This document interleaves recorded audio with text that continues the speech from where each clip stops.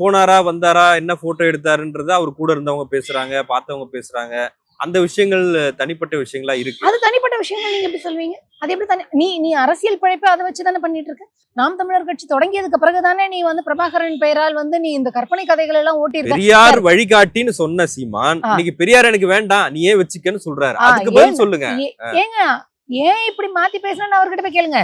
பெரியாரை புகழ்ந்து பேசிய, பிரபாகரனை புகழ்ந்து பேசிய, பிரபாகரன் வந்து திராவிடத்தையும் பெரியாரையும் ஏற்றுக்கொண்டார், பிரபாகரனுடைய வழிகாட்டியாக பெரியார் இருக்கிறாருன்னு எல்லாம் பேசிய நீ எப்படி இப்ப மாத்தி பேசுறேன்னு கேளுங்க.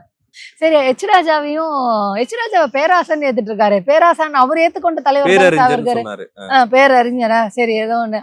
எச்ராஜாவையும் ரங்கராஜ் பாண்டேவையும் ஏற்றுக்கொண்ட சீமான் கிட்ட போயிட்டு எப்படியா சனாதனவாதிகள் RSS பிஜேபி காரர்களை எப்படி நீ ஆதரிச்சு பேசுற? நீ தான் எதிர்த்துட்டு இருந்த, இப்ப எப்படி நீ ஆதரிச்சு பேசுற? பொய்யாக பேசும்பொழுது நீங்க சீமான் பேசியது எப்படிங்க தனிப்பட்ட விவகாரம்னு பேசுறீங்க மீடியால? எனக்கு புரியலங்க. தனிப்பட்ட விவகாரம்னு சொல்ல இப்பதான் நான் வந்து உங்களை பாராட்டினேன். ஐயோ, பெரியாரை குறித்து அவர் அவதூறு பேசியிருக்காரு சொன்னீங்க அப்படின்னு சொல்லிட்டு.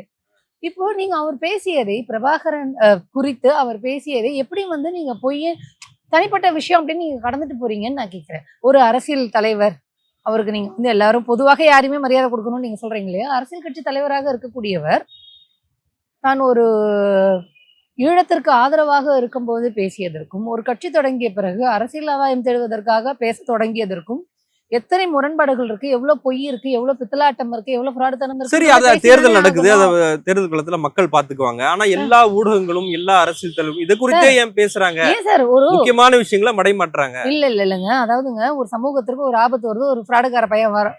நான் வந்து சீமான சொல்லல, ஃப்ராடு வரான், திருடம் வரான், அயோக்கியம் வரான், பொறுக்கி வரான் அப்படிங்கிறத சீமான சொல்லலைங்க. நீங்க வருத்தப்படுவீங்க, அதனால நான் சொல்ல மாட்டேன்.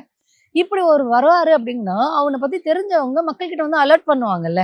ஐயோ பாருங்க, நேற்று இது மாதிரி நடந்திருக்குங்க, கொஞ்சம் அலர்ட்டா இருங்கன்னு. அதனால என்ன ஆகுது அப்படின்னா, சீமான் வந்து எந்த அளவுக்கு போய் பேசியிருக்கிறாரு, பிரபாகரனின் பெயரால் எந்த அளவுக்கு போய் பேசியிருக்கிறாரு, பிரபாகரன் பெயரால் பிழைப்பு நடத்தக்கூடிய சீமான் எந்த அளவுக்கு பிரபாகரன் பெயரை வந்து அவமதிச்சிருக்கிறாரு அப்படிங்கிறத சொல்லக்கூடியது கடமை அப்படின்னு சொல்லிட்டு பெரியாரிஸ்டுகள் சொல்றாங்க. ஏன்னா பெரியாரிஸ்டுகள் தான் பிரபாகரனுக்கு ஆதரவாகவும் ஈழ விடுதலைக்கு ஆதரவாகவும் இருந்தவர்கள்.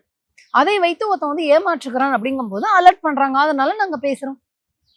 நான் என்ன சொல்றேன், சீமான் இப்படி பேசினாரே தேர்தல் களத்தில் அப்படின்னு கேட்கறத விட நீங்க என்ன பண்ணணும், இப்ப நீங்க வந்து உரிமையில் பேசக்கூடாது அப்படின்னு எல்லாம் வந்து எனக்கு இப்போ வந்து நல்ல விஷயங்களை சொல்றீங்க இல்லையா? உங்களுக்கு ஒரு வேலை சீமான் பேட்டி கொடுத்தால் நல்லா இருக்கும்னு நான் நினைக்கிறேன். இப்ப நீங்க அவர்கிட்ட போய் கேட்பீங்களா, எப்படி நீங்க வந்து மாத்தி மாத்தி பேசுறீங்க, பொய் பேசுறீங்க? இதுக்கு முன்னாடி பேட்டி எடுத்திருக்கோம், அவரை இனிமே கொடுத்தாலும் எடுப்போம்.